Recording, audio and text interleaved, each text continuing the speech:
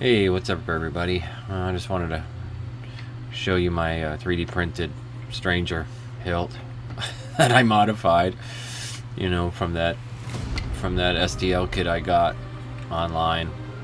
But it looks pretty cool.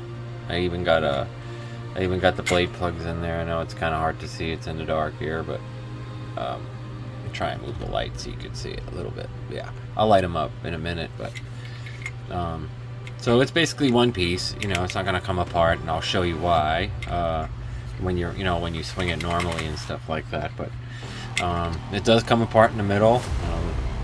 I want to show you that. I guess I'll show you that right now. It's pretty cool. So what I did was, this is all 3D printed. The as I mentioned before, I have blade holders in there, just scrap blade holders I had laying around. But I did the twist fit like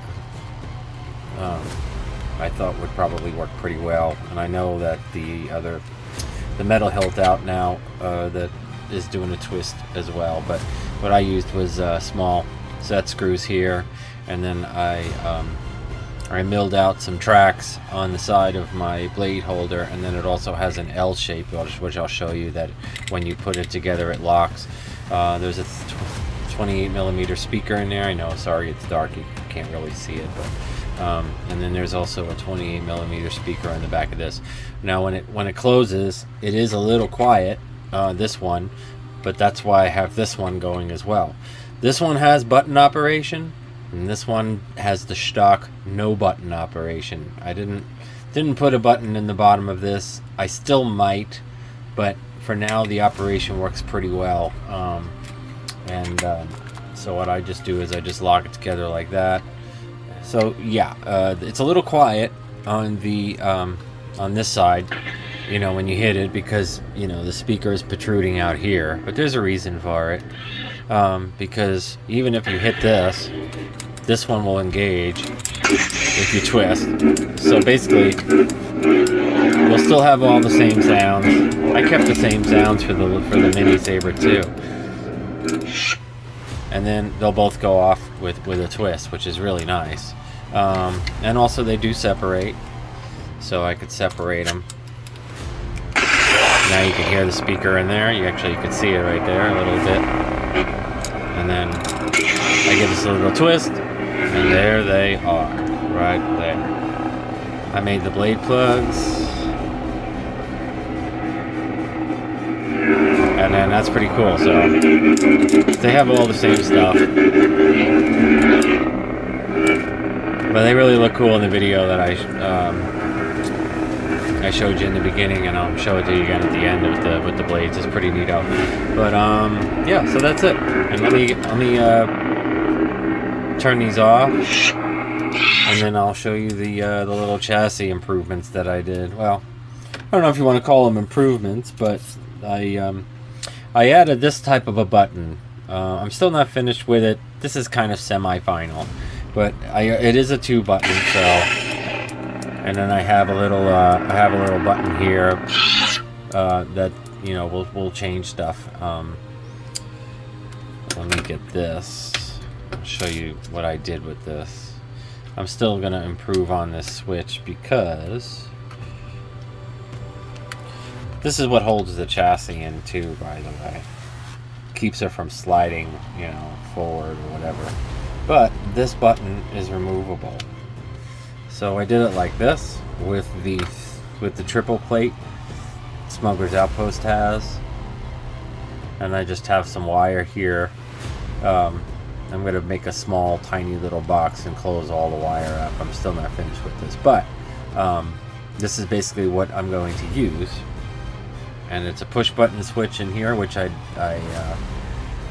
designed, and it holds one of these tactiles in there. But I designed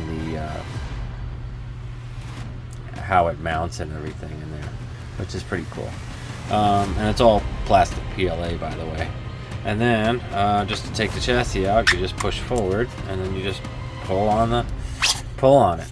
And this is what I did for the parts that I had.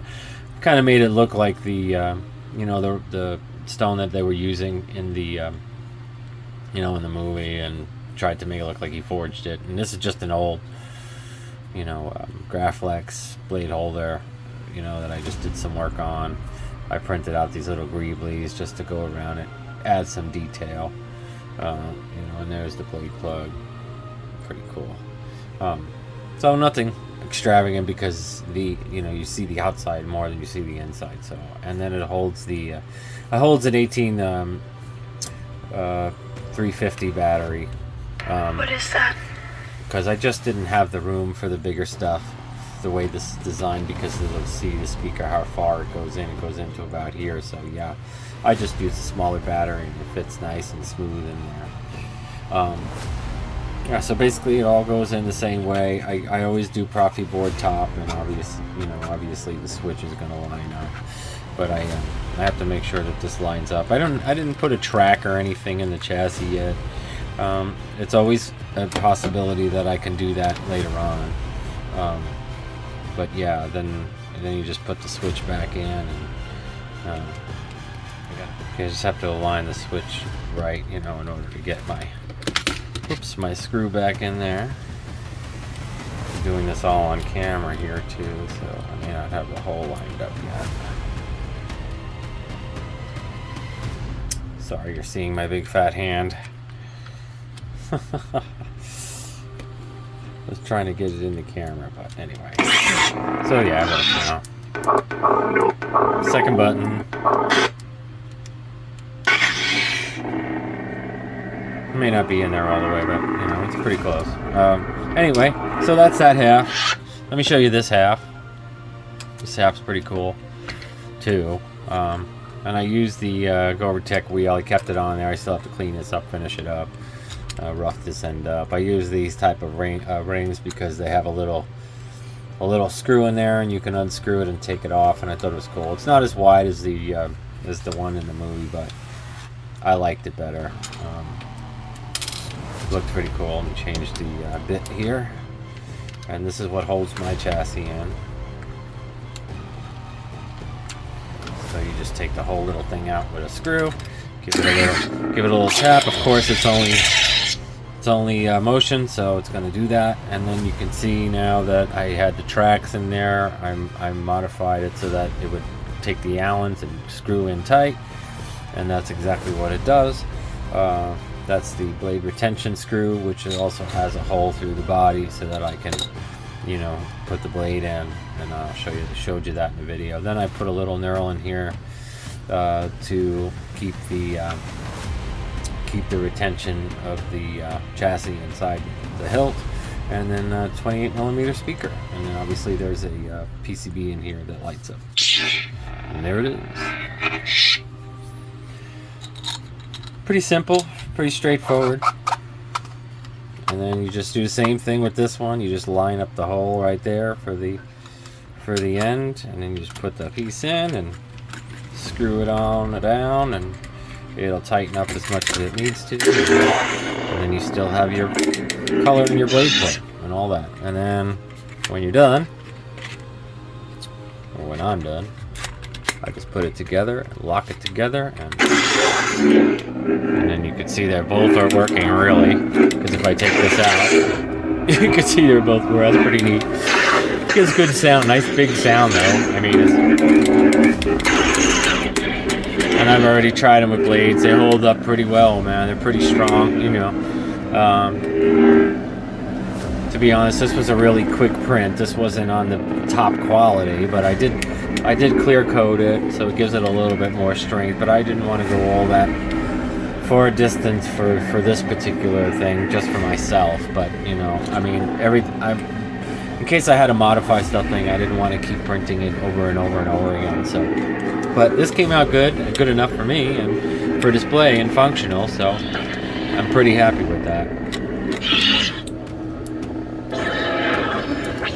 You can see how low it is in there, but you know, and you take it off and it's like super loud. So that's pretty cool. I mean, I could vent it here, but it's not necessary when I have the when I have the other stuff going, you know, especially if you have this hill going, it carries it. I have slats in there, and I made this pommel cap because this didn't have anything on it at all. This pommel cap can be removed. I just kept it Allened right here, which is pretty neato. And that's it. And then it just goes off with a twist, both of them at the same time. And they're both Profi boards, obviously. Just the V2s in here.